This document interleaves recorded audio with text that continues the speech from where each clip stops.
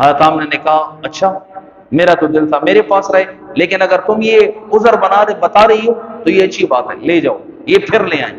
تو ایک دن حضور صلی اللہ علیہ وسلم حلیمہ سعدیہ سے کہنے لگے کہ امی جان، یہ میرے بہن بھائی جو ہیں یہ صبح کہاں چلے جاتے ہیں، میں گھر میں اکیلا ہی ہوتا ہوں۔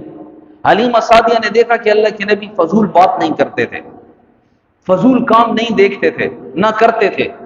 بچپن سے آپ صلی اللہ علیہ وسلم نے کھیل کود دی، جو ہمارے بچے ٹک ہے ٹک ہے ٹک ٹک ٹک ٹک ٹک ٹک، فضول کام ہمارے بچوں کے پاس دیکھ لو۔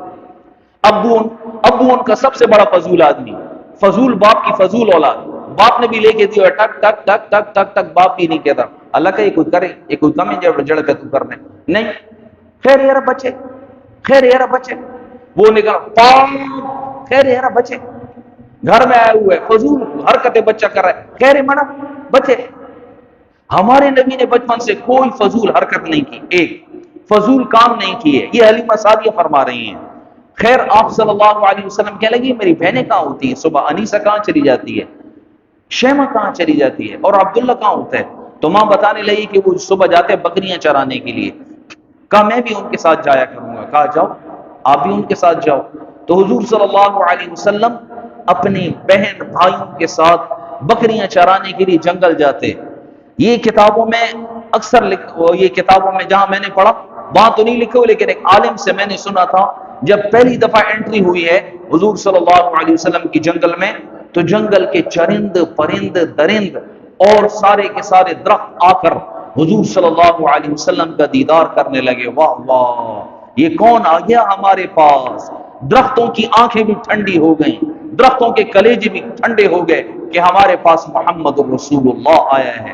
خیر ایک دن بھائی بہن بھاگے آئے، اماں جان جلدی چلیے جلدی چلیے، کیا؟ کہا ہمارے بھائی محمد کا حال خراب ہو گیا، اگر آپ نہ پہنچیں گی تو محمد مر جائے گا، جلدی چلیے۔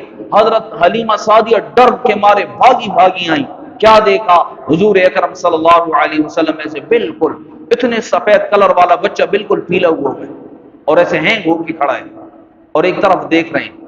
تو وہ کہنے لگی بیٹا کیا ہوا تمہیں؟ کہ کوئی دو بندے آئے میرے پاس، یہ جبرائیل علیہ السلام تھے اور میکائیل علیہ السلام تھے۔ کہ انہوں نے مجھ سے کچھ کہا بھی نہیں، آپس میں کہنے لگے کہ یہ وہی بچہ ہے، کہ یہ وہی بچہ ہے، کہ اس کا پیٹ پھاڑ دو۔